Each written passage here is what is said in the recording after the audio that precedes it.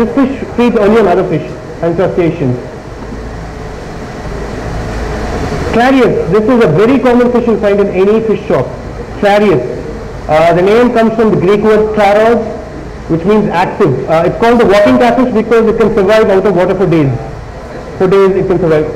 In summer, when water dry out, these fish actually swim out looking for other water bodies.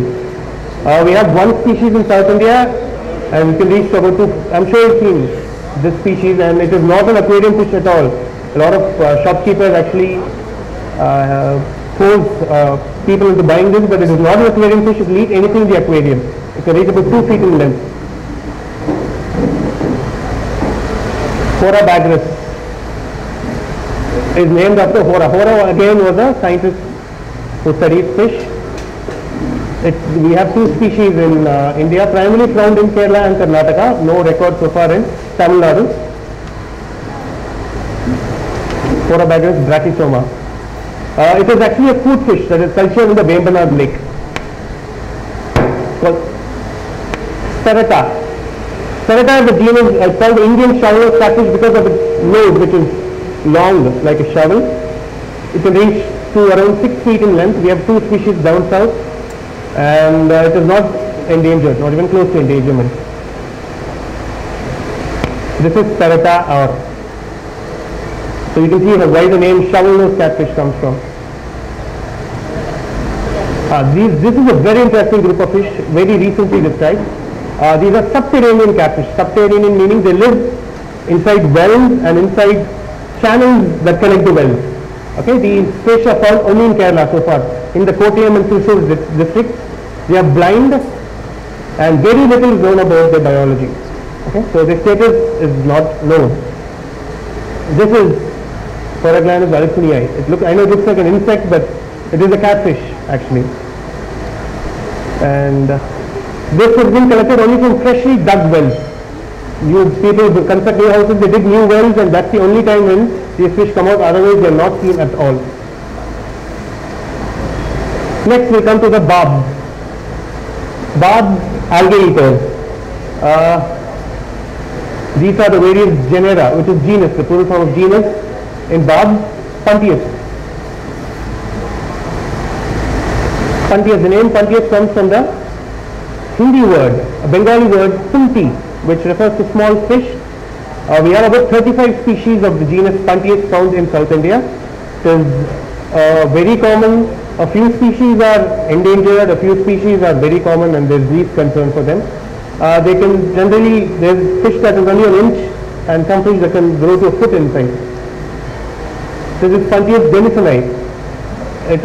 It became critically endangered after demand from Europe. A lot of people started collecting it from the wild and selling it in Europe, so it became critically endangered. But right now, luckily, it is being bred commercially in Malaysia and Indonesia and Singapore. So the stress on the wild population has come down of late. Okay, this is called the Kerala queen, and this is one of India's most popular fish around the world. This is Puntius exclamatio, found in Kerala. So far recorded only in Kerala, but this species is actually a hybrid between 2 other species. That is the speculation right now because of various reasons. So it is not officially accepted, but the species is likely a hybrid between 2 species, but as you can see, it's a very colorful, beautiful species. Fasciatus. It's called the melon barb because of its color. It is found all over the Western Ghats and endemic to South India. Devario, giant danios. These fish typically grow around 5 or 6 inches in size and very, very common. So there is no concern about the population as of now. This is the giant danio, very common in Nagalapuram, Tada, most of the regions which people have covered, very common. Gara, again a species which you guys have encountered a lot. These are fish that usually stick onto the rocks in streams, and you put your leg in, they come and nibble on your leg. They also call the doctor fish because they've been used in spas now, foot spas. This is the Gara. This species is called Surendranathan. It's endemic to the Western Ghats.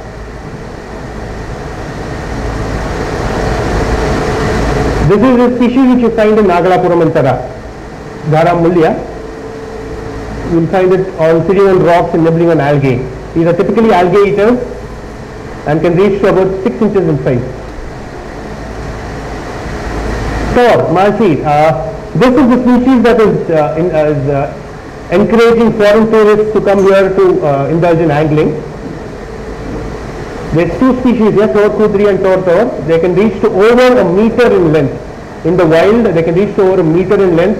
They are a protected species, but still being hunted indiscriminately by fishermen and commercial guys for food and other purposes. They are endangered in the wild. This is Tahr.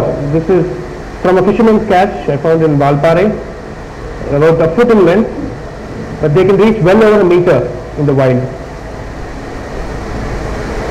This again is a species which is found very common throughout the western and eastern Ghats, Nagalapuram, Tada. This species is Rasbora, widespread, so there is no concern about its population trend right now. This specimen is actually from Tada. It's called Rasbora dalia, very common throughout India.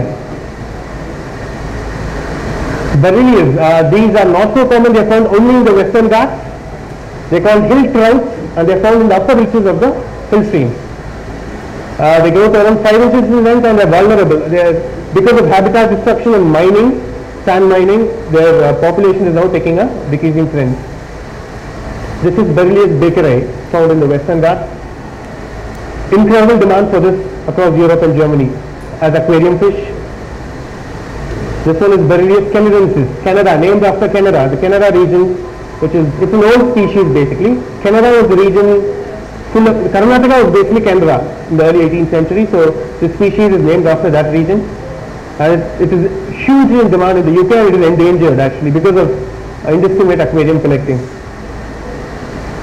Oryctes, these are tiny bugs, grow to around an inch in length, and they are not food fish. There is no problem about their status. They are called high fin barbs because of the size of their dorsal fin.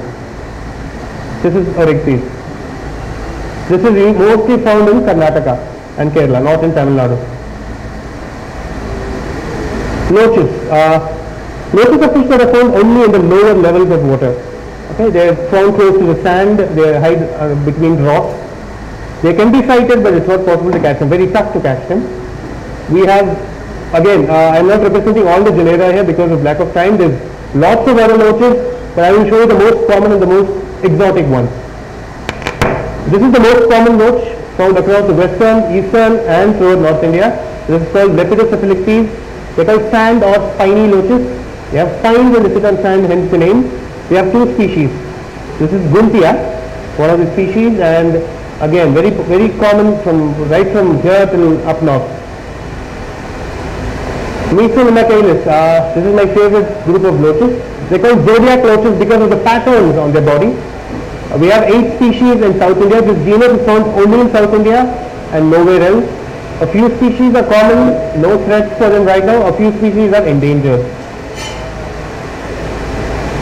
This is Guntarai. Height.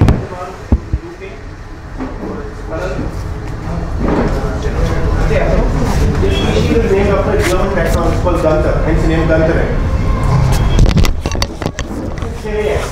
Species is endangered. As of now, it is reported only from the Armor Hills, especially Valpare, and due to the extensive pesticide use there, this species is at the risk of extinction. The next genus is Schizra. There are around a dozen species in South India. Genus is widespread all over India, and again, some species are common and no problem. Some are extremely endangered. Clearly, this is one of the brightest fish ever. It's a species crimson. Because of the red coloration, it's found only in Nilambur. Nilambur is a protected region in Kerala.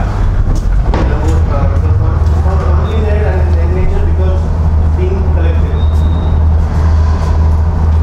Dennisonite. This is a very common loach. Again, you find in Tada, Nagalapuram, all over India actually.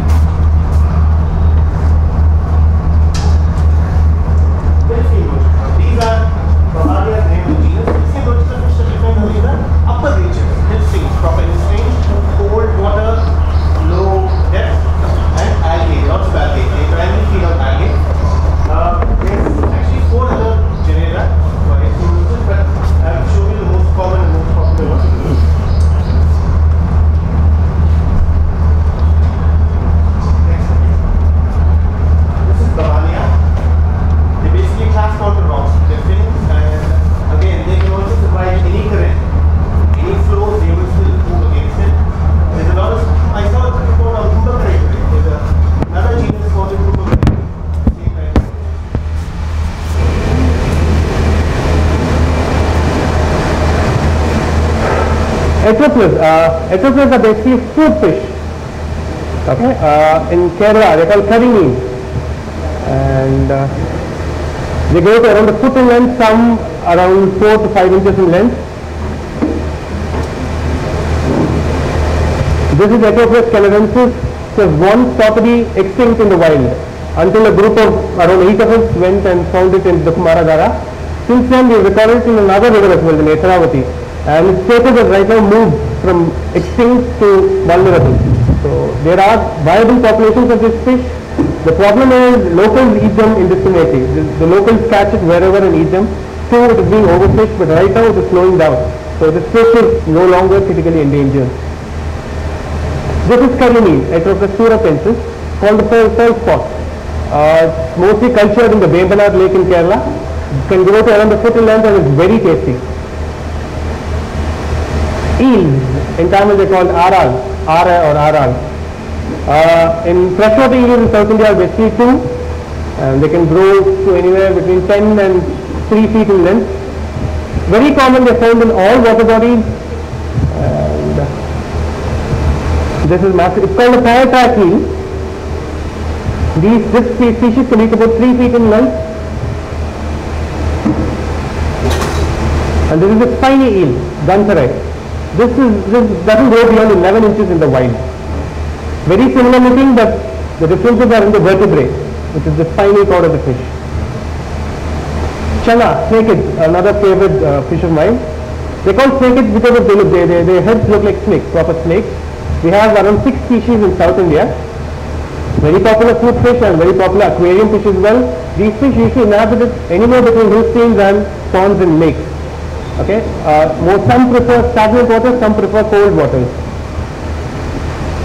This is Chana pancata, very common all over India. There is no common name for this as of now, but it's very common all over India, in Sada, Nagalapuram. Chana marulius, again, common all over India. This fish can grow to around 4 to 5 feet in length in the wild, and a very common food fish and aquarium fish as well. People feed these in the aquarium. Chilies and rice fish. Now these fish, I'm sure you've seen fish that are only on the surface. Okay, the small fish that stay only on the surface, they don't go under, nowhere, they prey and live only on the top of the water. They are called chilies. Some are called rice fish because they look like rice basically. These fish are being threatened by, guppies, right? The fish guppies. Guppies were introduced into the waters of India to act as a control for mosquito larvae, to reduce the risk of malaria. Unfortunately, guppies have taken over our water systems. Guppies also live on the surface. These fish also live on the surface. So guppies act as a direct threat to these fish's food, and right now they are facing a lot of danger because of invasive species. This is the striped panchak, very common all over India. Any water body you look in, this is the first fish you see. It will be right on top. And this is Oryzius. Again very common, again stays only on top.